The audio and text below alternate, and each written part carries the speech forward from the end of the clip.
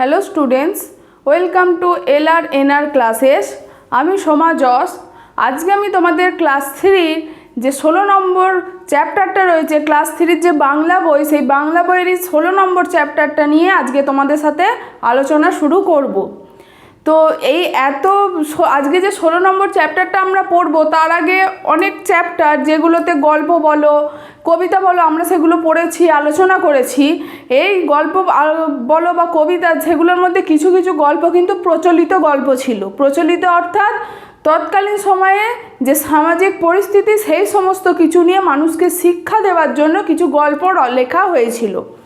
তো আজকের যে পাঠ্য আলোচ্য যে বিষয়টা, সেটাও কিন্তু সেই রকমই একটা প্রচলিত গল্প। অর্থাৎ যে গল্পটা পড়ে আমরা বুঝতে পারবো যে একা থাকা সুবিধা না একসঙ্গে থাকা বেশি সুবিধা। তো সেই রকমই আজকের যে গল্পটা, সেটার নাম হচ্ছে কি, একা একা থাকতে নেই। তাহলে গল্পটা পড়েই আমরা বুঝতে পারছি, নামটা পড়েই, যে গল্পটার মধ্যে সেটাই বার্তা দেওয়া হয়েছে। অর্থাৎ বলা হয়েছে যে একা একা কিন্তু থাকতে নেই। তার মানে কি, সবাই মিলে একসাথে একজোট হয়ে থাকলে সেই শক্তি বা সেই সুবিধাটা কিন্তু বেশি। তো এই গল্পগুলো তোমাদের মতো ছোট ছোট বাচ্চাদেরকে শেখানো, সেই জন্য এই বইয়েতে দেওয়া, যেটা তোমরা ছোট থেকে সেই রকম মন মানসিকতা নিয়েই বড় হয়ে উঠতে পারো, যে কখনো ভাববো না আমি একা সব জিনিসটা পারবো, সেটা কিন্তু হয় না। কিছু কিছু কাজ আছে যেগুলো একজোট হয়ে করলে সেই কাজটা করতে আরও বেশি সুবিধা এবং সফলও হওয়া যায় খুব তাড়াতাড়ি। তো সেই রকমই আজকে আমাদের পাঠ্য যে 16 নম্বর অধ্যায়, একা একা থাকতে নেই, সেই গল্পটা প্রচলিত গল্প। সেই গল্পটা আমি প্রথমে তোমাদেরকে বলে দেবো সংক্ষেপে, এবং সেই গল্প থেকে দেখো কিছু প্রশ্ন লিখে রেখেছি, সেই প্রশ্নগুলোর উত্তর আলোচনা করব। তো গল্পটা যেহেতু প্রচলিত গল্প, তা সেই গল্প থেকে কি শিক্ষা পাবো আমরা, গল্পটা সংক্ষেপে বলার পর আমরা নিশ্চয়ই বুঝতে পারবো। তো গল্পটা শুরু হয়েছে পরীদের নিয়ে। পরী যারা রূপকথাতে দেখা যায়, যাদের কিন্তু বাস্তবে চোখে দেখা যায় না। তো সেই রকমই পরীদের একদল পরীকে নিয়ে গল্পটা শুরু হয়েছে, যারা ফাঁকা জায়গায় থাকতো। রোদেতে তাদের গা পুড়ে যেত, বৃষ্টি হলে তারা ভিজে যেত, বা শীতকালে যখন ঠান্ডা বাতাস বইতো তখন তাদের হিমেল বাতাসে বা ঠান্ডা বাতাসে শরীর কেঁপে যেত। এই নিয়ে তারা বহু কষ্টে দিন যাপন করছিল। তো একদিন হঠাৎ কিছু পরীর মনে হলো, তাদের যদি একটা বাসা অর্থাৎ বাড়ি বা ঘর থাকে, তাহলে তাদের এতটা কষ্ট কিন্তু অনুভব করতে হয় না। তো সেই জন্য কিছু একদল পরী বলল যে তাহলে আমরা ঘন জঙ্গলের ভিতরে গিয়ে বাসা বানাই এবং সেখানে আমরা শান্তিতে বসবাস করি। ঠিক সেইখান থেকে দুজন পরী বলে উঠল যে আমরা ঘন জঙ্গলের ভেতরে কি করতে যাব, আমাদের এই যে ফাঁকা মাঠের ধারে যে ফাঁকা ফাঁকা গাছগুলো বেড়ে উঠেছে, অর্থাৎ কিছু কিছু গাছপালা রয়েছে যেগুলোর মধ্যে ফাঁকা জায়গাটা বেশি, সেই রকম জায়গায় ঘর বানালিতে হয়ে যায়, থাকবো তো গাছেরই মধ্যে, অসুবিধা কী। তো সেই রকমই একদল পরী চলে গেল ঘন জঙ্গলের ভেতরে। সেখানে গিয়ে তারা গাছের গুঁড়ি থেকে একটু ওপরে ডালের মধ্যে ছোট ছোট ঘর তৈরি করে, বাসা তৈরি করে তারা থাকতে লাগলো। আর দুজন পরী থাকতে লাগলো কোথায়, দুজন পরী থাকতে লাগলো ফাঁকা মাঠের ধারে যে গাছপালা, সেই জায়গায়। তো এইভাবে তারা বসবাস করতে লাগছিল সুখে শান্তিতে।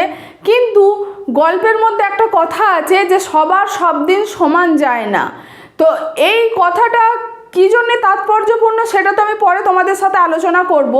তো যখন এই ঘটনাটা ঘটছে কি, যে বলছে সবার সব দিন সমান যায় না, তো সেই রকমই পরীদের কাছেও কিন্তু এরকম একটা দুর্ঘটনাময় দিন এসেছিল। কি, একদিন হঠাৎ বিকেল থেকে বৃষ্টি শুরু হয়, ঝড় শুরু হয়। তো সেই শুরু হওয়ার কারণে সেই বৃষ্টি রাতের দিকে আরও বেশি বাড়তে থাকে, অর্থাৎ বর্ষার রাত নেমে আসে, তার সাথে নেমে আসে পাহাড়ি ঝড়ও। সেই ঝড়ের হাওয়ার দাপটে সমস্ত কিছু লণ্ডভণ্ড হয়ে যায়, গাছের ডালপালা ভেঙে পড়ে, অনেক ক্ষয়ক্ষতি কিন্তু হয়। কিন্তু যেসব পরীরা ঘন জঙ্গলের ভেতরে গিয়ে বাড়ি করেছিল, সেই জঙ্গলটা ঘন হওয়ার দরুন সেই জায়গায় ফাঁকা জায়গা ছিল কম। তাই ফাঁকা জায়গা কম হওয়ার জন্য সেখানে হাওয়ার দাপট খুব একটা কাবু করতে তাদেরকে পারেনি, অর্থাৎ হাওয়ার দাপট সেখানে ঢুকতে পারেনি। তার ফলে কিছু ডালপালা ভাঙলেও পরীদের কিন্তু ঘরবাড়িগুলো ভেঙে যায়নি, তারা সবাই ঠিকঠাকই ছিল। তো সেই রাত কেটে যাওয়ার পর পরের দিন যখন সকাল হয় তখন যেসব পরীরা ঘন জঙ্গলের ভিতরে গিয়ে ঘর বাড়ি বানিয়েছিল সেই সব পরীরা বলছিল যে কি কপাল, যা এই যে ঘন জঙ্গলে থাকার জন্য আমাদের যে সুবিধা হয়েছে, ফাঁকা মাঠে থাকার জন্য কিন্তু সেই সুবিধা ওই দুজন পরী পায়নি। তাই শেষে পরীরা কি বলছে, পরীরা এটাই বলছে যে এই ঘন জঙ্গলের মতো অর্থাৎ ঘন বন জঙ্গলের মতো প্রতিটা মানুষ বা সবাইকেই আর কি একে অপরের সাথে ঘনিষ্ঠভাবে একসাথে থাকতে হবে। তাই বর্ষার রাত, পাহাড়ি ঝড় যেমন ঘন জঙ্গলকে কাবু করতে পারেনি, যখন মানুষজন একসাথে একজোট হয়ে বসবাস করবে ঠিক সেই সময় কেউ কোনো বাইরের কোনো ভুল শক্তি অর্থাৎ বাইরের কোনো বাইরের কোনো শক্তি এই একদল মানুষকে কিন্তু একজোট মানুষ যারা হয়ে রয়েছে তাদেরকে কিন্তু আক্রমণ করতেও পারবে না বা তাদের কোনো দিক থেকে কোনো বিপদ করতে পারবে না। তো এটাই হচ্ছে গল্পটা, যেটা সারমর্ম কি, যে সবাই একসাথে থাকাটা কিন্তু খুবই প্রয়োজনীয়। তাতে আমরা সমস্ত কিছু বিপদের সম্মুখীন হতে পারবো, সমস্ত কিছু বিপদ থেকে আমরা উদ্ধারও পেতে পারবো। এটাই বলা হয়েছে গল্পটার মূল যে সার সংক্ষেপটা, এটাই গল্পের মধ্যে বলা হয়েছে। তো এই গল্পটা আমি সংক্ষেপেই তোমাদের বললাম, বইতে তোমরা আরেকটু বিস্তারিত পড়ে নেবে। এই গল্প থেকে কিছু প্রশ্ন আমি লিখে রেখেছি, সেই প্রশ্নগুলোর উত্তর আমি তোমাদের সাথে আলোচনা করব। তো প্রথম প্রশ্নটা দেখো কি রয়েছে। প্রথম প্রশ্নটা রয়েছে পরীরা কোথায় থাকতো, তাদের কী কারণে কষ্ট হতো। পরীরা থাকতো কোথায়? গল্পটা যখন শুরু হয় তখন যে পরীদের নিয়ে ঘটনাটা ঘটছে সেই পরীরা থাকতো ফাঁকা জায়গায়। তাদের কষ্ট হওয়ার কারণ কি?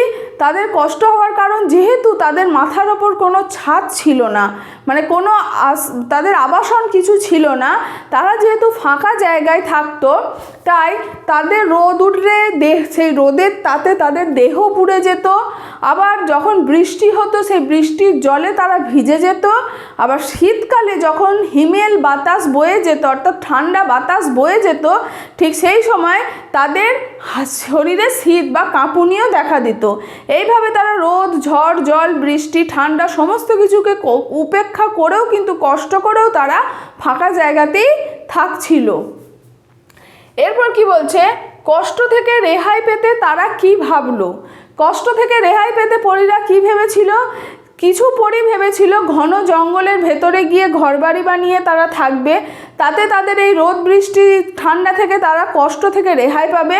আর কিছু পরী ভেবেছিল কি, যে ফাঁকা মাঠের ধারে যে গাছপালা রয়েছে তার মধ্যেই তারা বসবাস করবে বাড়ি বানিয়ে। অর্থাৎ পরীরা এই কষ্ট থেকে রেহাই পেতে কি ভেবেছিল? পরীরা কষ্ট থেকে রেহাই পেতে ভেবেছিল তাদের একটা বাড়ির দরকার, যেখানে তারা সমস্ত কিছুকে উপেক্ষা করে শান্তিতে বসবাস করতে পারবে। এরপর কি বলছে, পরীরা কোথায় কোথায় তাদের বাড়ি তৈরি করেছিল। পরীরা কোথায় কোথায় তাদের বাড়ি করেছিল? একদল পরী যারা ঘন জঙ্গলের ভিতরে ঢুকে গিয়ে গাছের গুঁড়ি থেকে একটু ওপরের ডালেতে গিয়ে বাড়ি বানিয়েছিল। আর দুজন পরী কী করেছিল? দুজন পরী ফাঁকা মাঠের ধারে যে গাছপালা ছিল সেই গাছপালার ধারেতে গিয়েই তারা বাড়ি বানিয়েছিল।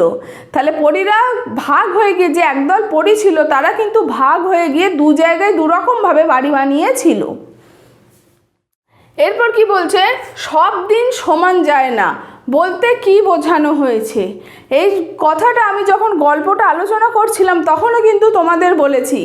অর্থাৎ আজকে যদি একটা মানুষ খুব শান্তিতে বা খুব ভালোভাবে বসবাস করে বা বেঁচে থাকে এই সমাজের মধ্যে, কালকে যে সে খুব ভালোভাবে বেঁচে থাকবে বা সে সুস্থ থাকবে, স্বাভাবিক থাকবে, এটা কিন্তু বলা যায় না। অর্থাৎ আজকে যদি আমি পেট ভরে খেতে পাই, কালকে যে আমি পেট ভরে খেতে পাবো এরকম কিন্তু নিশ্চয়তা আমাদের মধ্যে নেই বা কারোরই মধ্যে নেই। শুধু আমাদের মধ্যে কেন, কারোরই মধ্যে নেই। আমি যদি আজকে বেঁচে থেকে দিনের আলো, রাতের চাঁদ দেখতে পাই, কালকে যে ঘুম থেকে উঠে আমি আবার সমস্ত কিছু দেখতে পাবো এইটারও কিন্তু নিশ্চয়তা নেই। তো সেই রকমই পরীরা যখন দুজন দুদিকে ভাগ হয়ে গিয়েছিল তখন সেই পরিস্থিতি এমন হয়ে গিয়েছিল যে সেই পরিদেরও কিন্তু সমান দিনটা যাচ্ছিল না। অর্থাৎ তারা কষ্ট করে ঘরবাড়ি ছাড়াও যখন কষ্ট পাচ্ছিল তখনও কিন্তু তারা একসাথে ছিল। যেই তারা শান্তিতে বসবাস করবে ভেবে বাড়ি বানাতে গেল তখন কিন্তু দুটো দল ভাগ হয়ে গেল। একদল গভীর বনে চলে গেল আর একদল ফাঁকা মাঠের ধারে গাছপালাতেই রইল। তো এটাই বলা হয়েছে যে তারা শান্তি চেয়েছিল, একসাথে থাকার জন্য তারা বাড়ি বানাতে চেয়েছিল, কিন্তু যেহেতু তারা ভাগ হয়ে গেল, একটা জায়গা বেশি জোর পেয়ে গেল আর কিছুজন কমজোরি হয়ে রইল, সেই জন্য বলেছে যে জোর পেলেও যে সমান দিন আসবে বা সব কিছু শান্তিতে থাকবে, কমজোরি হলেও যে শান্তিতে থাকবে তা কিন্তু নয়। তো সেই জন্যই বলা হয়েছে সবার সব দিন সমান যায় না। অর্থাৎ আজকে ভালো কাটলে কাল যে মন্দ হবে এটা কিন্তু ভেবে রাখতে হবে। ভালো যে হবে এটা সবসময় ভেবে বসে থাকলে কিন্তু সেটা চলবে না। তো কথাটার এটাই মানে যে সবার সব দিন সমান যায় না, মানে কি আজকে ভালো গেলে কালও যে ভালো থাকবে দিনটা, এটা কিন্তু ভাবার কোনো যৌক্তিক কারণ কিন্তু নেই কো। এরপর কি বলছে, বর্ষার রাতে কি ঘটেছিল। বর্ষার রাতে কি ঘটেছিল, যখন পরীগুলো দু দলে ভাগ হয়ে দু জায়গায় বসবাস শুরু করলো, ঠিক সেই রকম সময় একটা দিন বিকেলবেলায় হঠাৎ বৃষ্টি শুরু হয় এবং রাতের বেলায় সেই বৃষ্টি আরও আরও ঝেঁপে আসে, অর্থাৎ আরও প্রকাণ্ড বৃষ্টি নেমে আসে। তার সাথে শুরু হয় পাহাড়ি ঝড়।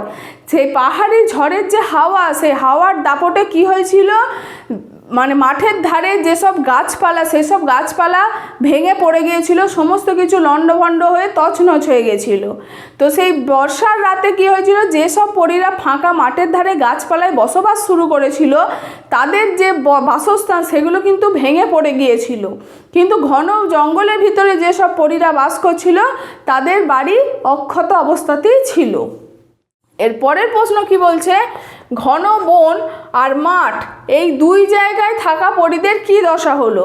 আমি একটু আগেই বললাম যে ঘন বন যখন ঝড় শুরু হয়েছিল, পাহাড়ি ঝড়, সেই ঘন জঙ্গলের ভেতর যেহেতু ফাঁকা জায়গা কম, তাই ঘন জঙ্গলের ভেতর সেই পাহাড়ি ঝড়ের হাওয়া খুব একটা কাবু করতে পারেনি। কিছু কিছু গাছের ডালপালা ভেঙে গিয়েছিল ঠিকই, কিন্তু যেসব পরীরা ওই ঘন জঙ্গলের ভিতরে বাসস্থান করার জন্য বসবাস করার জন্য বাড়ি বানিয়েছিল তাদের বাড়িটা ঠিকঠাকই ছিল, তারা খুব সুন্দরভাবে বসবাস করছিল। আর মাঠের ধারে যেহেতু ফাঁকা জায়গা, গাছপালাতে যেহেতু ফাঁকা জায়গাটা বেশি, তাই সেখানে পাহাড়ি ঝড় খুব বেশি করে আছড়ে পড়েছিল, তার ফলে কি হয়েছিল, গাছের ডালপালা ভেঙেও গিয়েছিল। তো সেই সময় কি হয়, যেসব গাছে পরীরা বাসস্থান করার জন্য বা বসবাস করার জন্য ঘর বানিয়েছিল সেই সব পরীদের ঘর ভেঙে লণ্ডভণ্ড হয়ে গিয়েছিল। এরপরে কি বলছে, শেষে ঘন বনের পরীরা কি বলল। গল্পের শেষে এই কথাটা দেয়া আছে যে ঘন বনের যে পরীরা বাস করছিল তারা এটাই বলেছিল, পাহাড়ি ঝড়ের থেমে যাওয়ার পরের দিন তারা এটাই বলেছিল যে ঘন জঙ্গলের মতো, ঘন জঙ্গলে যেমন গাছপালা একে অপরের সাথে লতায় পাতায় জড়িয়ে রয়েছে, ঠিক সেই রকমই মানুষদেরও উচিত সবাই মিলে একসাথে একজোট হয়ে বাসস্থান করা। অর্থাৎ একা একা থাকতে নেই, সবাই মিলে একসাথে আনন্দ করে থাকলে সেখানে শক্তিও পাওয়া যায় বেশি, তার সাথে সাথে সমস্ত কিছুর সম্মুখীন হওয়া যায় এবং সব কিছু থেকে সফলতা পাওয়া যায় খুব দ্রুত। তো এটাই বলা হয়েছে গল্পের শেষে, যেটা পরীদের মারফত মানুষের দিকে, সব দেশের সব জায়গার মানুষের কাছে এই বার্তাটাই পৌঁছানোর যে একা একা থাকতে নেই, সবাই মিলে একসাথে একজোট হয়ে বসবাস করাটাই উচিত। তো এই গল্পটা এটাই বলতে চেয়েছে, বা এখানে যে প্রশ্ন উত্তরগুলো ছিল, যে প্রশ্নগুলো, সেগুলোর উত্তর আমি তোমাদের সাথে আলোচনা করে দিলাম। তো এই একা একা থাকতে নেই এই গল্প থেকে কোনো রকম এমসিকিউ নোটস, বড় নোটস পেতে হলে বা আদার্স যে কোনো চ্যাপ্টার থেকে এমসিকিউ নোটস, বড় নোটস পেতে হলে তোমরা আমাদের যে ওয়েবসাইট www.lrnr.in এই ওয়েবসাইটে ভিজিট করো এবং সমস্ত কিছু দেখে নিও।